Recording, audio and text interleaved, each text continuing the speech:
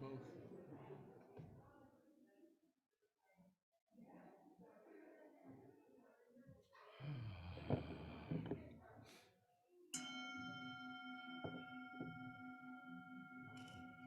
One ringy dingy.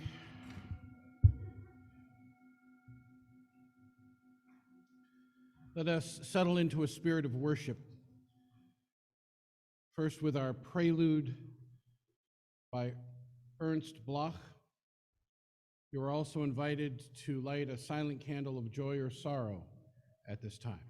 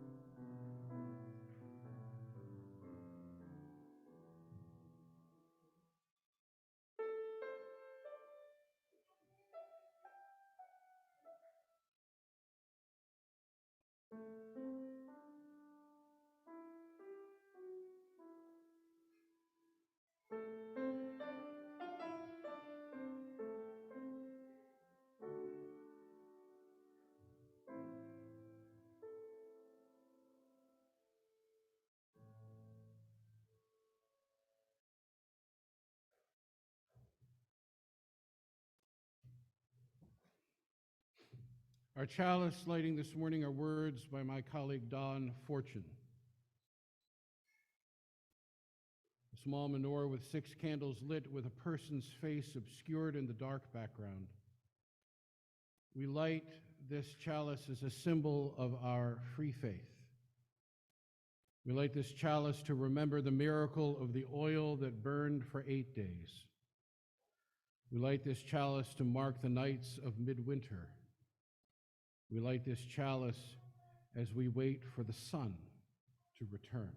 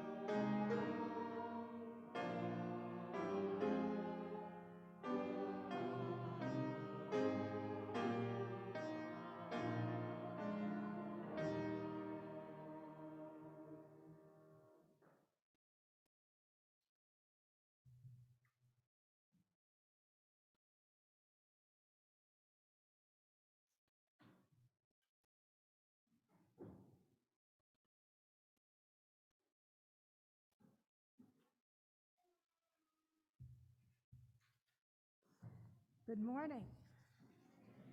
Welcome to the Unitarian Universalist Church of Worcester's Sunday morning worship service.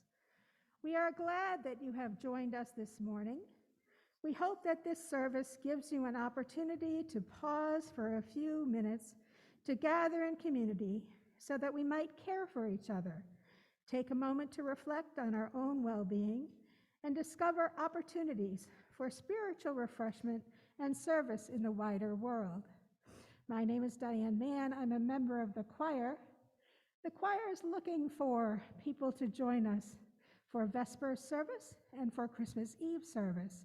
If you have any interest in joining us, and you don't need to be a professional musician.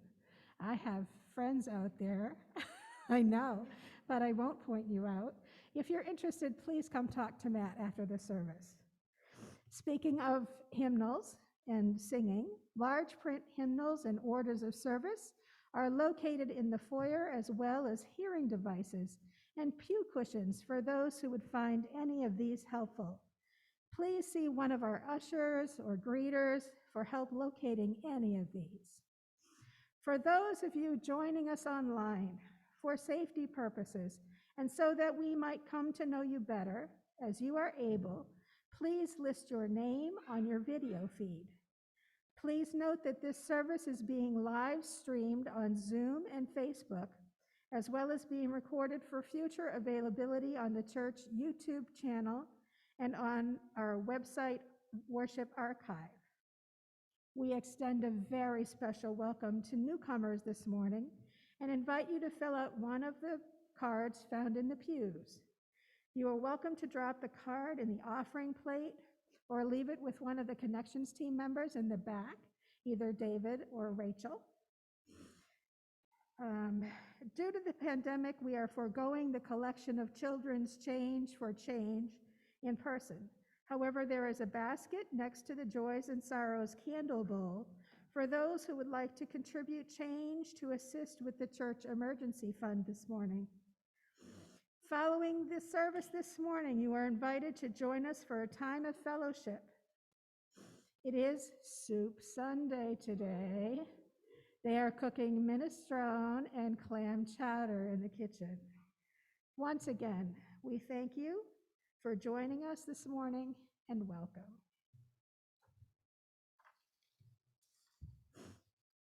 Our opening words are by Lorenzo Bassman.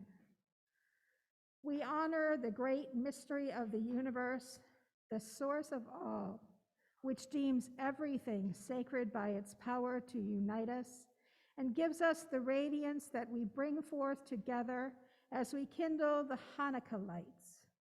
We celebrate the spirit of life, wellspring of all that we perceive and imagine, as we look upon with reverence the wondrous great fortune which has bestowed upon our ancestors throughout antiquity. We cherish the wonder of each thing, the order of the universe that binds us together with all of nature, for giving us life, for sustaining us, and for enabling us to reach this season.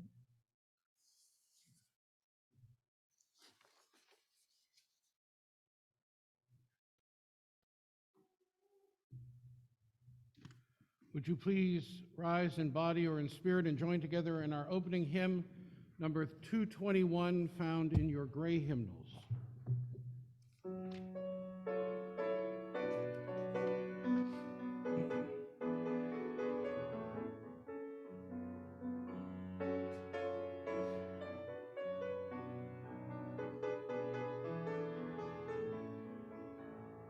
Light one candle for the Maccabee children, with thanks that their light did not die.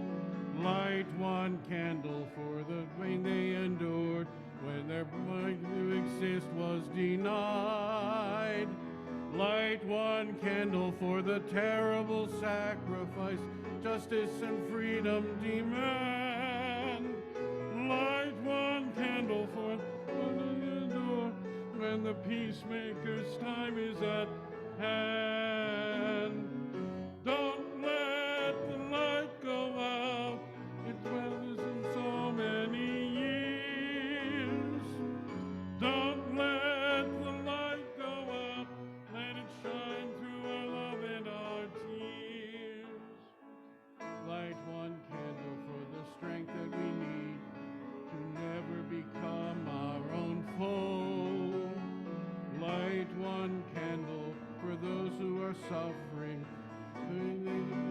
long ago. Light one candle for all we believe in, but anger will tear us apart.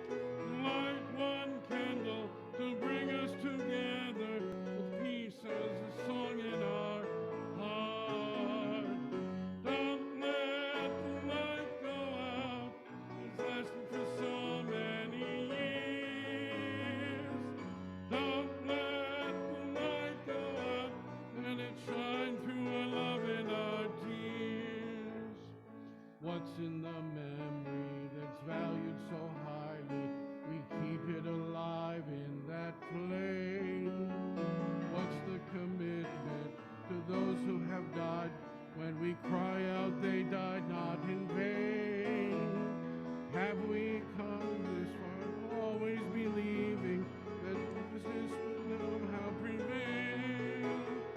This is the burden and this is the promise.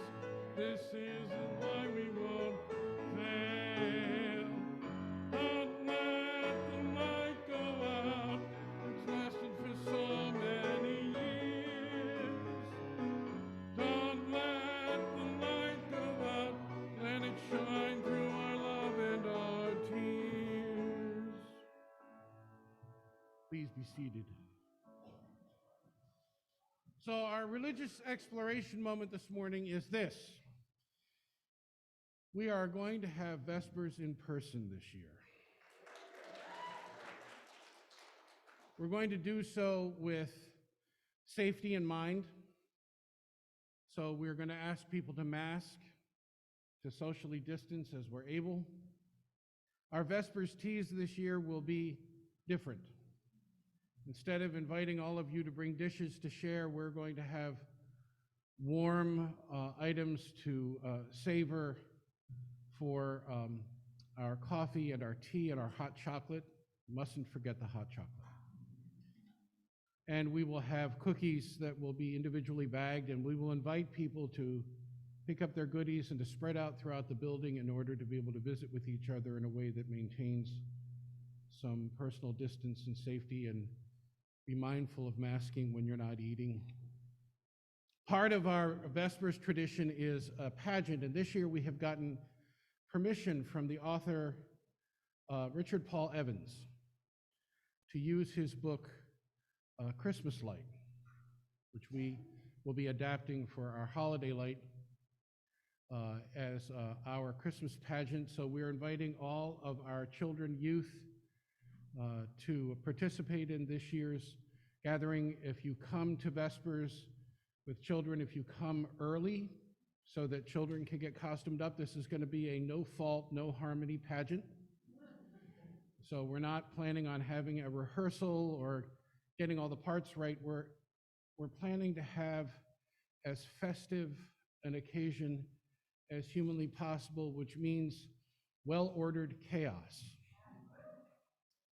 So this is going to happen on the evening of December 19th at 4 p.m. here in the sanctuary. It will include our annual candle lighting opportunity. There will be the traditions of snowman for the offering and silent night to conclude, and everything in between. So we welcome that. And then on Christmas Eve, we will gather here again at 7 p.m. on Friday, the 24th, for our Christmas Eve carols and lessons service and candle lighting.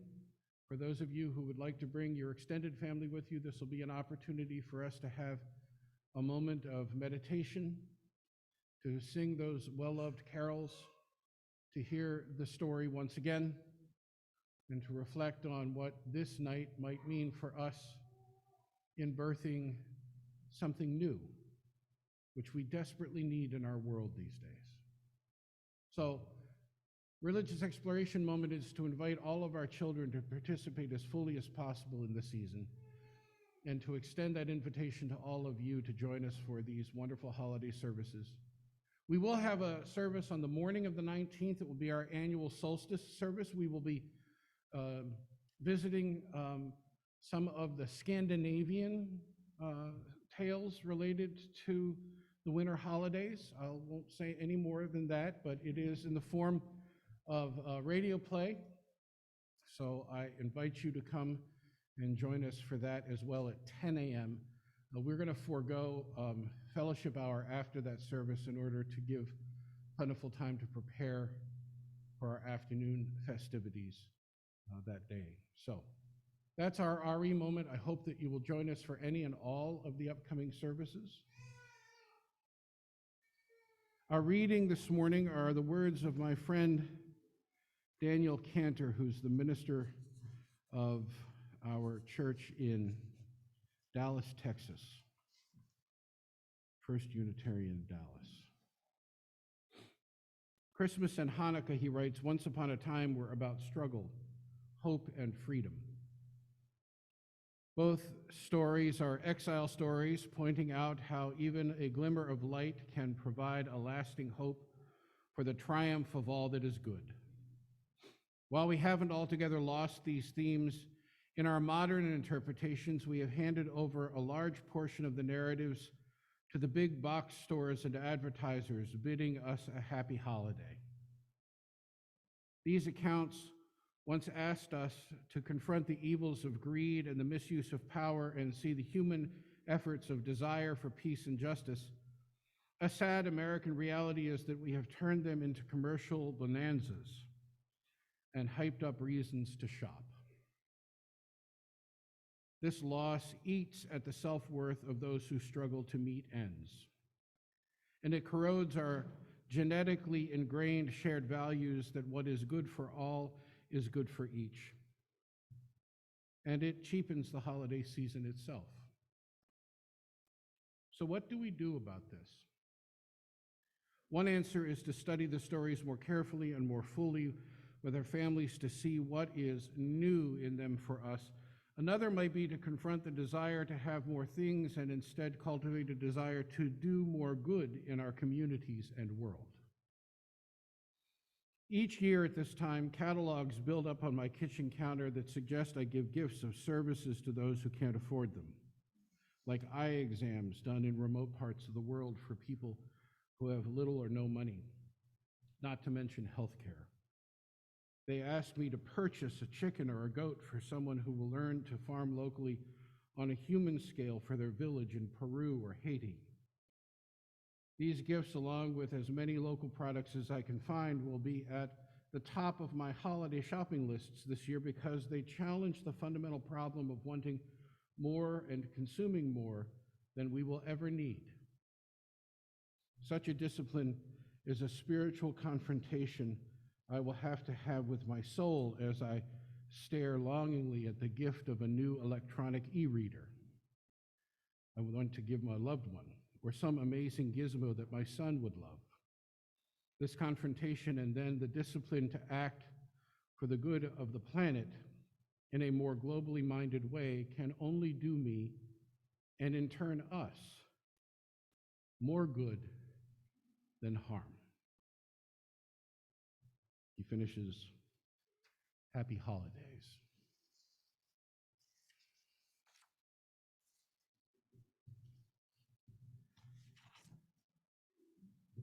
So would you like to hear some good news?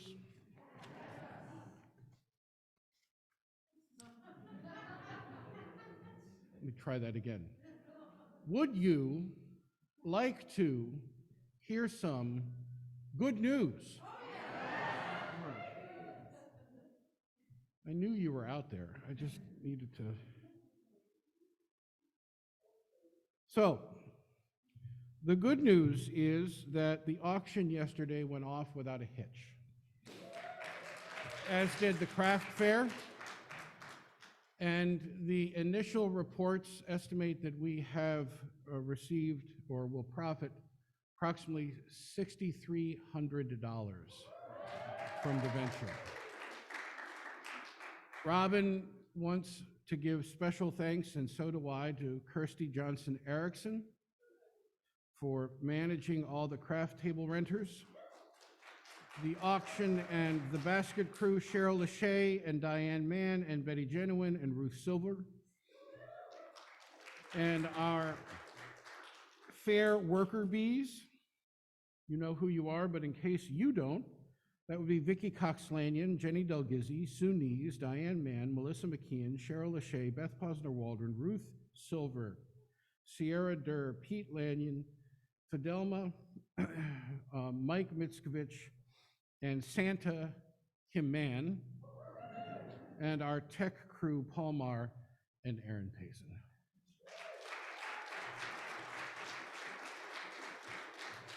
It was an extraordinary honor. I hope that Betty was also included in that. If she wasn't, Betty Jenowin, who had her camera at the ready and has already shared with us some of the wonderful photographs from that time. If you bid on something in the auction, you visit the auction site to see if you won that item, and if you did, it should be available here as well. If you raffled or participated in the raffle, those notifications have or are going out as well. So please see Robin if you have any questions today, or Cheryl if you have any questions today. I want to thank you all for your generous participation in this effort and for your efforts to make it go off with ne'er a wrinkle. It was extraordinary. We were a little worried at 9 a.m. because the trickle began, but by 10:30 it was pretty steady. And that was wonderful for those of us who have been thinking about this for a while, to see that in fact life is in fact returning. People were very good about wearing their masks and buying lots of wonderful items. And if you missed this year's opportunity, next year we will plan to do the same. This is one of the rare opportunities you have to find local artisans, local crafters, and others in the same place. It is an extraordinary place to find those little tiny, wonderful Christmas surprises that no one's going to ask for, that some people aren't even going to recognize, but will delight. I bought shower balm. You know, in my house with the brand new bathroom we put in this spring, bath bomb has been a necessity. Not for me, but it is very much. And I found shower bomb. I'd never heard of shower bomb. I thought that it was a video game. And now I get to go home and partake. So it's those kinds of things. You couldn't have asked me whether or not I wanted shower bomb because I needed to figure out what it was.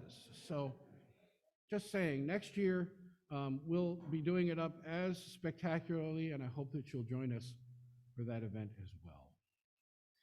So at this time, I invite you to consider that which is symbolic of your own efforts, that which is a part of what you offer, not only to this community, but to the communities that we serve, in the form of an offering that we take up each time that we come together for worship, an opportunity for us to gather our resources in order to be able to sustain our mission, but also to give to a world that is in such dire need in so many ways.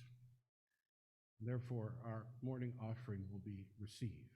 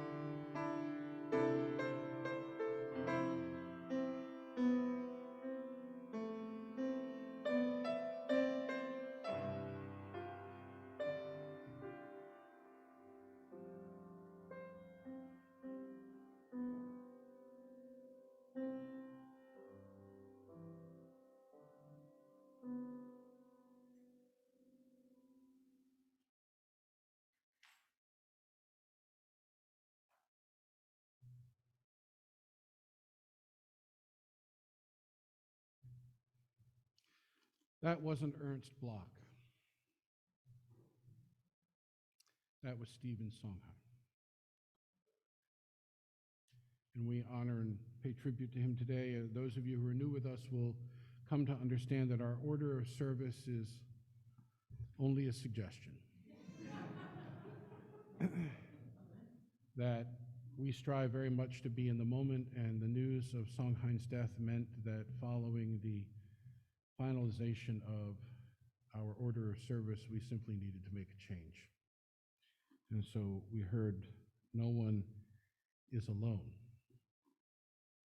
We are already getting kudos online, Matt, for you doing that.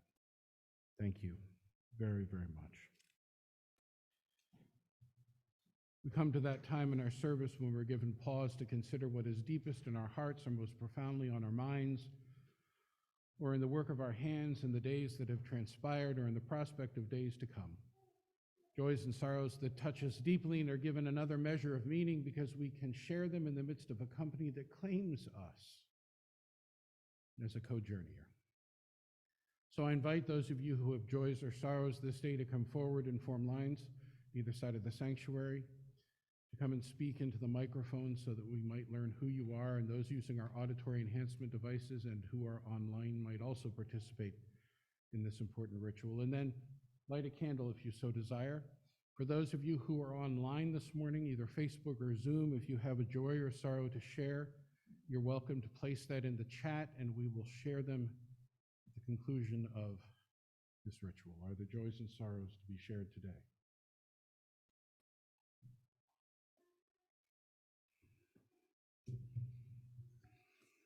So I regret missing the auction the other day. I had family obligations, but I run an IT consultancy and had all my business cards stolen yesterday by porch pirates. So that's sort of my sorrow. But and I just want to say that if anyone needs any kind of IT services at all, I'd be happy to provide them pro bono.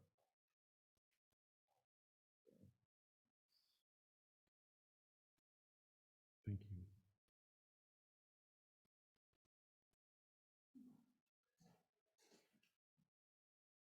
Hi, everyone. Guess what? I'm back.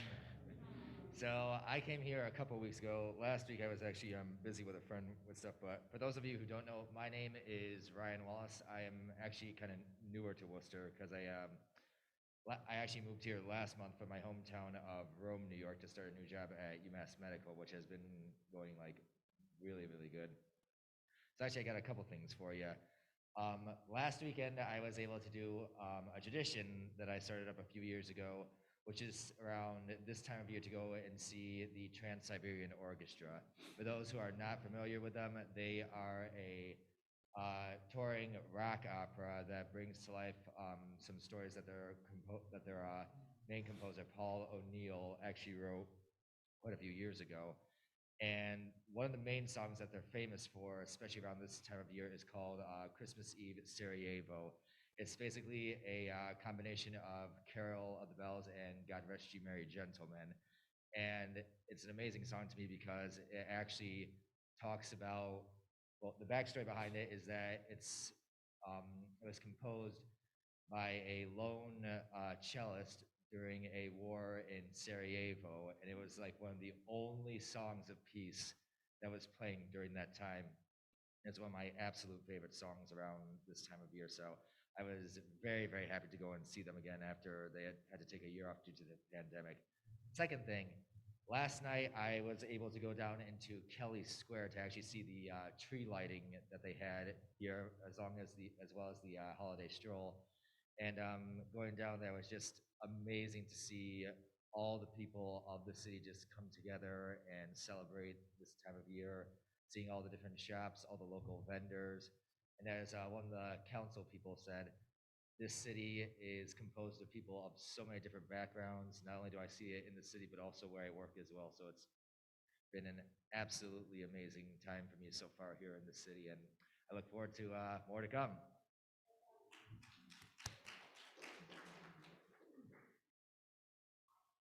Hi, my name is Laura. I'm your church veterinary technician. So just a public service announcement. One, poinsettias, chocolate. I found out there's something called a hot chocolate bomb that melts. However, it's not very good when your dog ingests it because then they come and see me. So before you start wrapping and you're hiding things, make sure your four-legged one doesn't know where it is because they are smart. And we have already seen 3 chocolate ingestions so far. And making them puke is so disgusting. My candle was lit this morning for Uncle Jay Wassersug. It is Wendy O'Leary's uncle. Today is his birthday, and I'm waiting for the phone call. He is transitioning today from Parkinson's. So I'll be corralling everybody from airports today. So just keep the O'Learys and Wassersugs in your family, and make sure you keep all your chocolates away from your pets.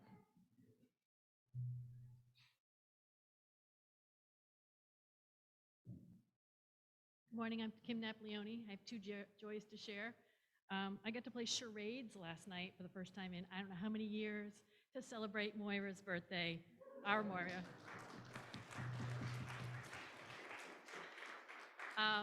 And I was with her, and then I went to this other party that I was supposed to go to. Something else special was going to happen, that's all I was told. So I made it there, and I was greeted by my best friend from high school, who I've known for 20, 30-something years, and her boyfriend. And they said, guess what? We just got married. You're late. You missed the ceremony. They didn't tell anybody. So it's not on me. I was busy winning at charades. But I want to say blessings to my dear friends, Robin and Eric, who have tied the knot. So They don't ever blame the couple. It's the minister who gets all kinds of stuff when they do those surprise things, like, because we knew ahead of time. Good morning. My name is Pauline Corshane. Right now, I'm the shoebox lady. We have had 62 students this year, ACE students, African Community Education students, who enjoy getting gifts from us around the holidays. And so out of the 62, we've already have 57 that are spoken for. So we just have 5 more to go. If you have been hesitant, or if you're new and you don't even know what that is, I will be in Fellowship Hall at the shoebox table after the service, and I'd be very happy to answer any of your questions. Thank you.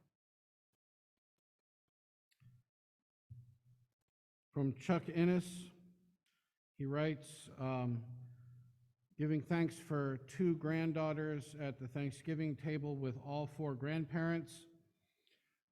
Their father did not have living grandfathers, though he did have a nice step-grandfather around. We're lucky. He also writes that Nick Basbane's Cross of Snow, his biography of Longfellow, has just won an award, and he highly recommends it to anyone who's interested in Longfellow. He writes, "You know who you are."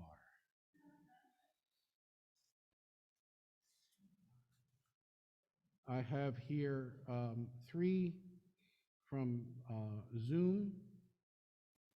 One is appreciation for the Soundheim offering music from Liz Raymond and beautiful Soundheim. Matt, thank you so much, from David Bono. And Claire Brayton writes, I'm grateful for the wonderful week I spent in Louisville, Kentucky with relatives to welcome our new addition to the family, Eloise, who I really enjoyed caring for and snuggling with. Are there any on Facebook?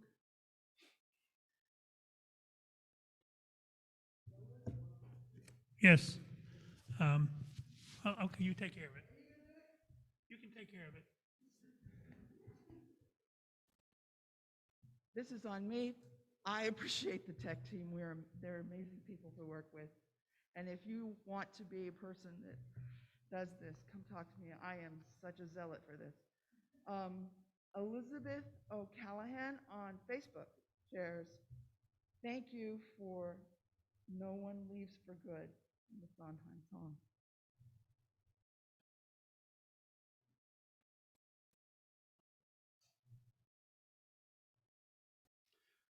Let us be in the spirit of prayer and meditation.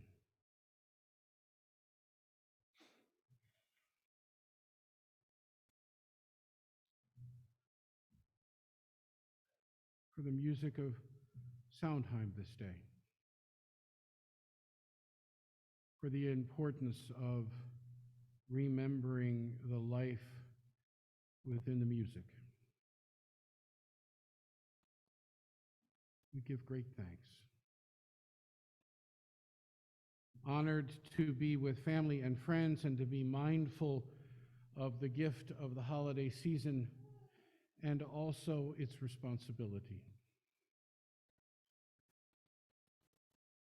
Help us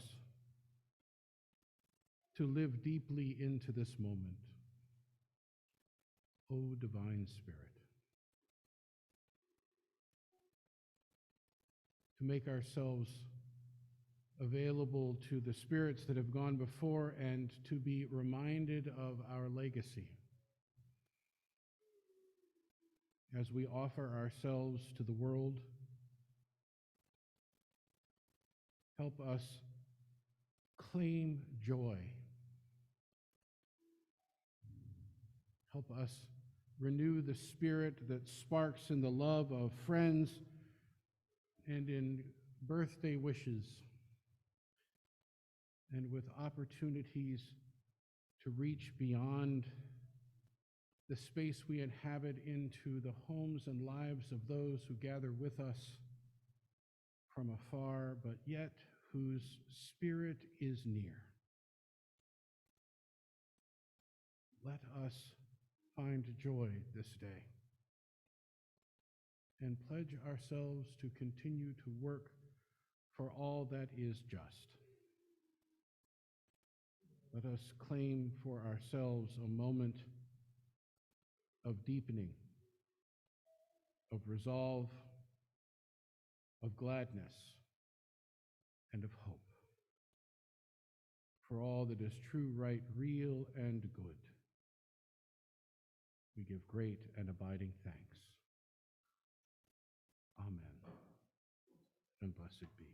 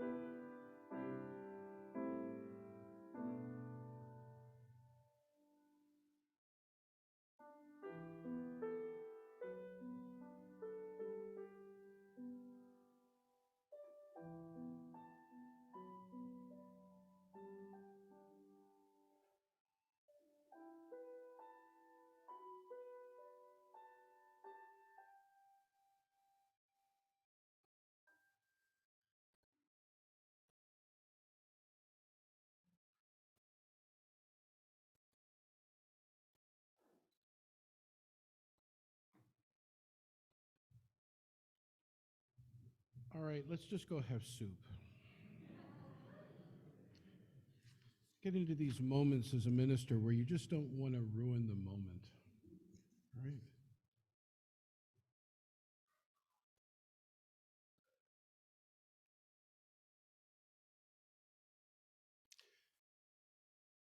When I come to this time of the year, I travel back almost 30 years to a trip that my wife and I took to Hungary, where I had a few months before been for a couple of days. Let me just say to you, a 4-day round trip to Hungary is not to be advised. It takes you a month to recover from this. I had gone over and done a wedding on an island in the middle of the Danube between Buda and Pest, in the middle of 12th century, the ruins of a 12th century cloister.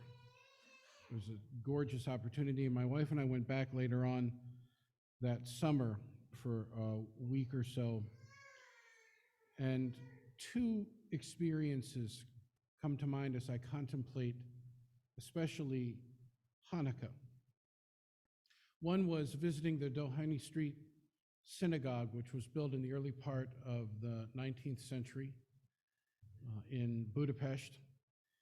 In order to enter the synagogue grounds, you had to go through a metal detector and to have all your packages checked. Now, mind you, this was almost 30 years ago. That was a new experience for me. It stopped me cold to think that someone would want to come onto that property and to do damage.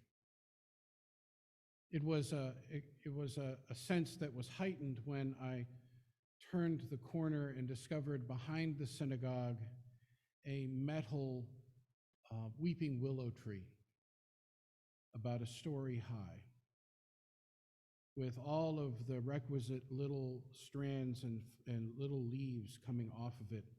And when you stepped close to it and looked at the leaves, you discovered every single one of those millions of leaves had a name on it. Someone who had perished in Hungary during the Holocaust. And so I thought about the metal detector, and I thought about the metal memorial, and how they were both related and how they were a juxtaposition of each other in many ways. And it gives me pause as I think about those images and hear again the song and the words to the popular Hanukkah song, Rock of Ages. Rock of Ages, let our song praise thy saving power. Thou amidst the raging foes wast our sheltering tower. Furious they assailed us, but thine arm availed us, and thy word broke their sword when our own strength failed us.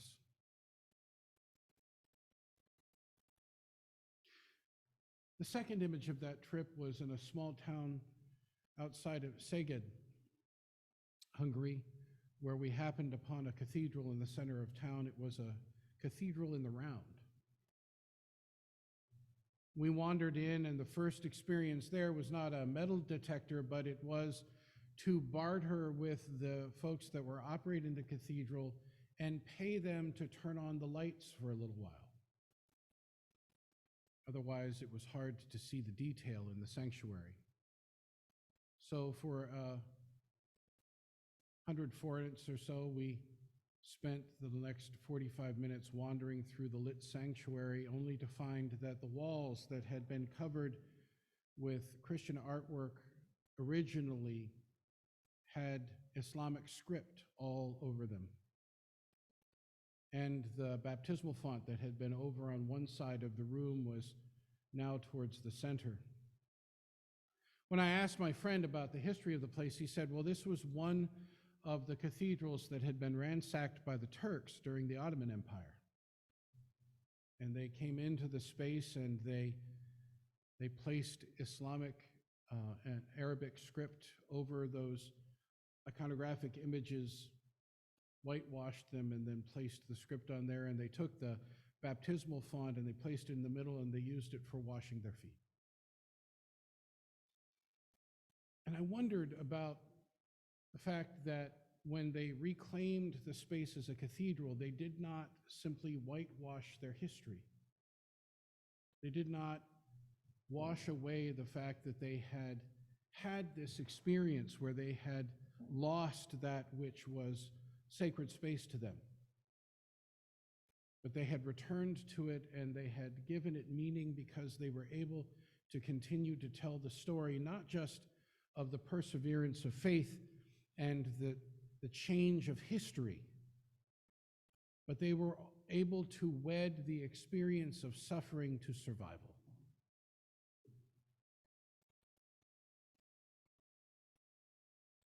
And I hear the words again of that popular Hanukkah hymn. Kindling new holy lamps, priests approved in suffering. Purified the nation's shrine, brought to God their offering, and his courts surrounding, here in joy resounding, happy throngs, singing songs with a mighty sounding. So I come to this day having remembered these scenes, but thinking about the experience of how it is that we hold. How do we hold the suffering that we have experienced in our lives and in our world, and the joy of our togetherness and the prospect of holidays to come in a way that does not allow either one to overwhelm the other, either to erase the reality of what we face or to give scant meaning to joy itself. And I think Hanukkah, honoring Hanukkah, is actually the perfect way to address this reality so that we might be able to find the means to do both simultaneously and bring the power of one to the reality of the other and the reality of one to the power of the other. Let me suggest to you how this works. Hanukkah, the festival of lights. You know the story as well as I, commemorating the recovery of the Jewish and subsequent rededication of the second Jewish temple in Jerusalem, beginning with the Maccabean revolt against the Seleucid Empire during the 2nd century before the Common Era. It was the temple that had been rebuilt, that had been destroyed in 586 before the Common Era. It was to be destroyed again in 70 of the Common Era, the temple that we now experience as the Western Wall, on top of which is the Golden Temple of one of the famous sites in Islam. It is an opportunity for us to remember a story of occupation and suffering, and also of resistance and resilience, and the ability to be able to take the lessons of those experiences and carry them forward into the world. And the question is, how will we carry them forward? And there's something of a clue, actually, in the poetry that is behind the popular hymn that we heard earlier and that I just shared with you. The third stanza that we sing of that hymn, children of a martyr race, whether free or fettered, wake the echoes of the songs where ye may be scattered. Yours the message cheering, that the time is nearing, which will see all ones free, tyrants disappearing. Anyone wished for tyrants disappearing in the last couple of years? Right? That hits home, doesn't it? But we rarely get to, when I talk to you about things get lost in translation, this is huge. Because this particular hymn, made popular and sung around Hanukkah, was actually the adaptation of a 13th and 14th century, 15th and 16th century piece of Ashkenazi poetry. Hasidic Jewish poetry, of which there are 5 popular stanzas and 1/6 little-known stanza. You know? So we sing Rock of Ages, let our song praise thy saving power. And what the poetry says is, O mighty stronghold of my salvation, to praise you is a delight. Restore my house of prayer, and there will bring a thanksgiving offering. When you have prepared the slaughter for the blaspheming one, then I shall complete with a song of him the dedication of the altar. It continues, my soul had been sated with troubles, my strength had been consumed with grief. They had embittered my life with hardship, with a calf-like kingdom's bondage. I love that phrase. With a calf-like kingdom's bondage. You will remember early on in the story of Exodus when Moses goes up Sinai and Aaron and the rest of the tribes stay below. He returns to find that they have created a golden calf out of gold and are worshiping Baal, the golden calf. It continues, but with his great power he brought forth the treasured ones. Pharaoh's army and all his offspring went down like a stone into the deep. To the holy abode of his word he brought me, but there too I had no rest, and an oppressor came and exiled me, for I had several aliens and had drunk benumbing wine. Scarcely I had departed at Babylon's end, and Zerubbabel came, and at the end of 70 years I was saved. To sever the towering cypress sought the Agitite, son of Hammedathiah, but I have become a snare and a stumbling block to him, and his ignorance was stilled. The head of the Benjamite you lifted, and the enemy, his name you obliterated, his numerous progeny, his possessions on the gallows you hanged.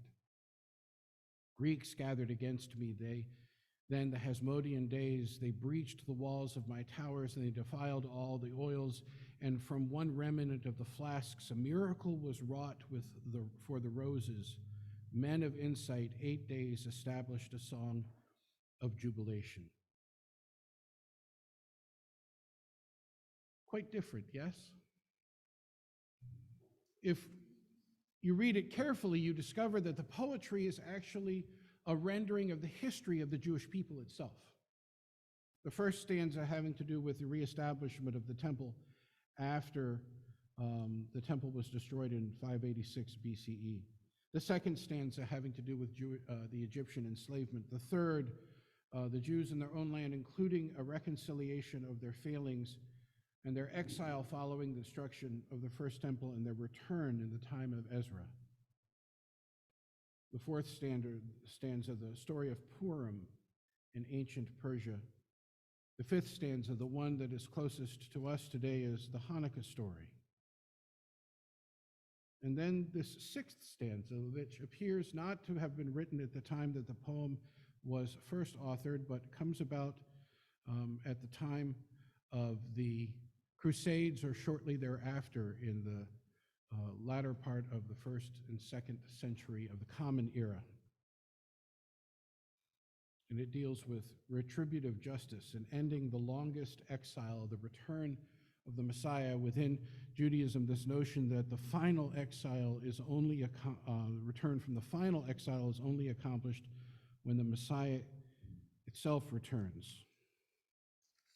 And the stanza, which is hard to hear in terms of our modern ear, bear your holy arm and hasten the end for salvation. Avenge the vengeance of your servant's blood from the wicked nation, for the triumph is too long delayed for us, and there is no end to days of evil. Repel the red one in the nethermost shadow and establish for us the 7 shepherds. All of this hearkening back to Jewish mythology, and a lot of it coming out of the Jewish mystical tradition of just went right out of my head. Kabbalah, thank you very much. The Kabbalah, ancient Kabbalah.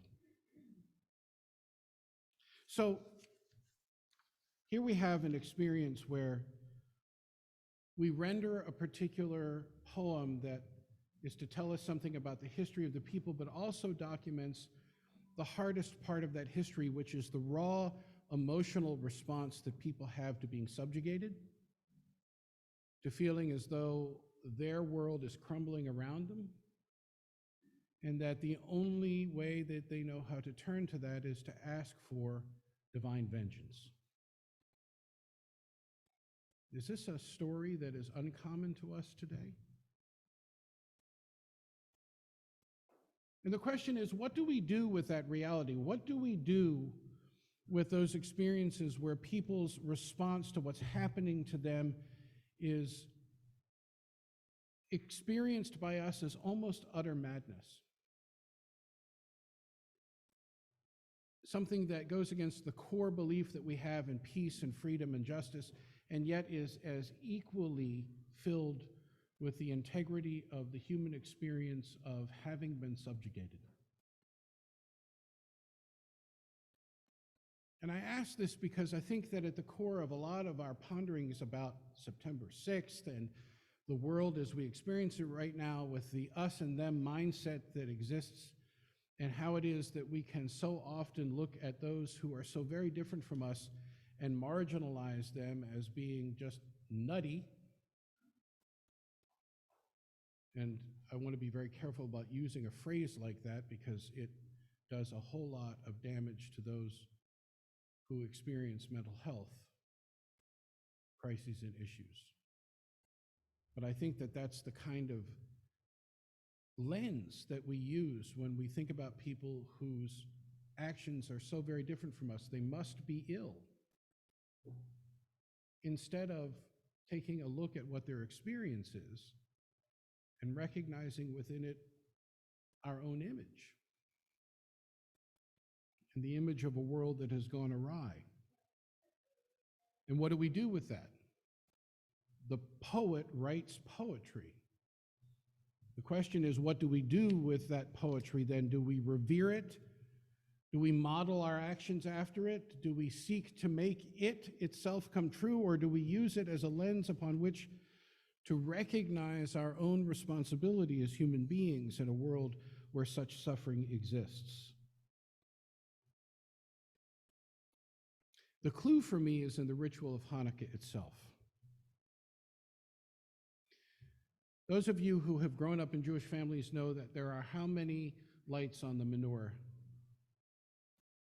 How many? There are 9, right? 1 light for each of the 8 nights of Hanukkah, and 1 more light called the Shamash. What's interesting about the Shamash is that's the light that's used to light all the other lights, right? But the Shamash itself means warden, or beadle, or sexton. It actually refers to a person who assists in the running of the synagogue services in some way. Its role is undertaken on a voluntary or paid basis. The shamash, literally servant, can also mean the assistant to the rabbi.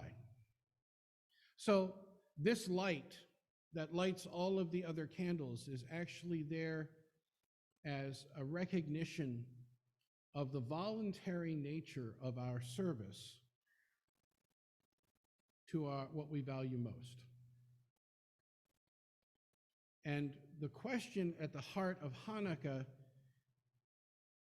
is not so much has to do with the miracle of the lights that lasted for 8 days, but the question is, what miracles shall you ignite with the power and the energy that you have?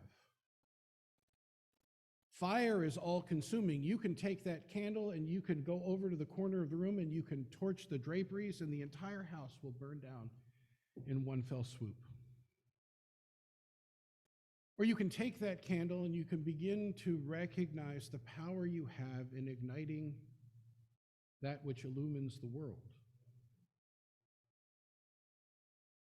So the question becomes less about whether or not we agree with the particular sentiment of an ancient poem, and more about what that poem elicits from us in terms of our responsibility in the here and now to represent something much more powerful and large than ourselves. It asks, what miracle shall you illumine with your energy and your passion?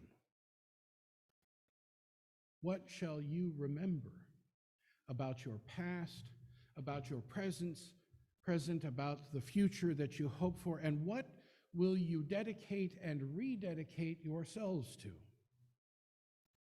What will we dedicate and rededicate ourselves to?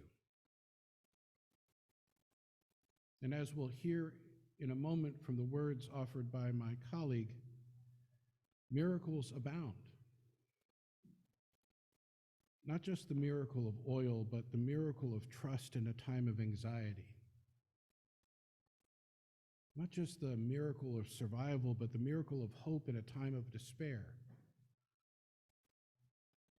The miracle of faith in the time of cynicism. The miracle of wholeness in a time of fracture. The miracle of courage in a time of fear. The miracle of resistance in a time of oppression. The miracle of peace in a time of violence. We remember our friends today in Michigan and the nameless ones across this country who have died since then. But perhaps most importantly, the miracle of love in a time of hatred.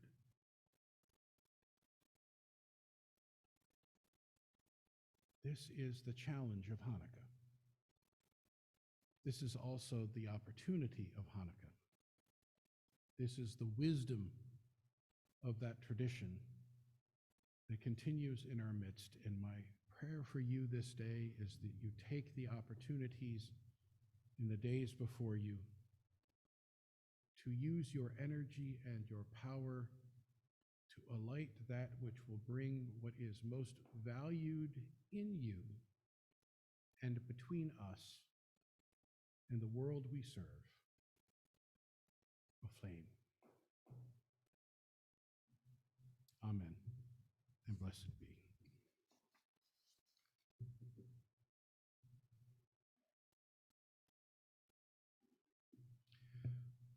Would you turn to the litany found in the back of your order of service?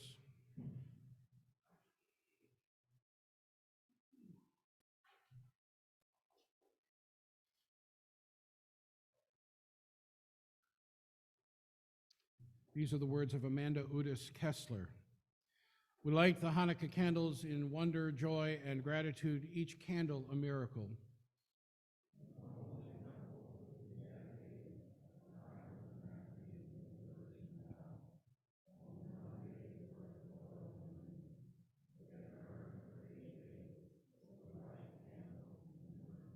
We rededicate ourselves to the miracle of light in a season of darkness.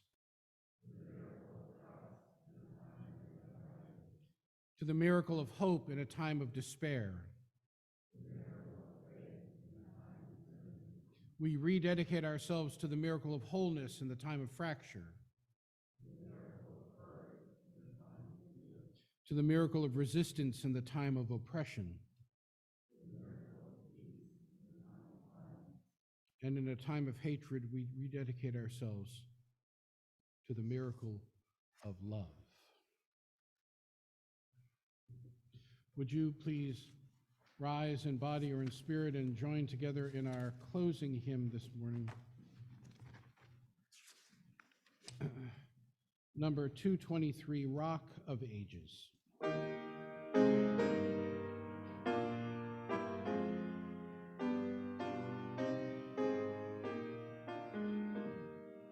Rock of Ages, hear our song.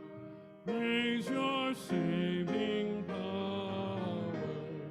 You amidst the raging foes are our sheltering tower. Raging they assailed us, but your arm availed us, and your word broke their sword when our own strength failed.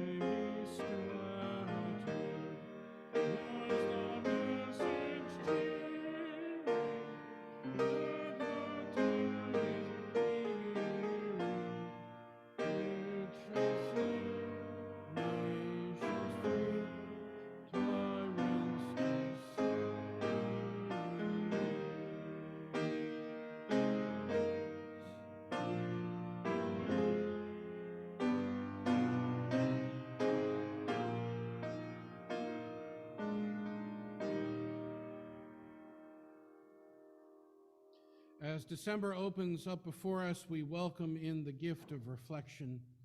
We turn toward our holiday celebrations and search for common threads of meaning. Hanukkah, the festival of lights, commemorates a time of miracles when the faith of the Jewish people sustained them to reclaim their holy temple and keep the light of the menorah burning for 8 days. Here in our church, you are as much a holiday miracle as the turning of the earth, as persistence in the dedication to faith, as the creation of each new life. We see the love you give to others, the space you create to hold one another's joys and sorrows, and the generosity and spirit you entrust to this community. You are a holiday miracle. This community is one of miracle makers too. Amen, and blessed be.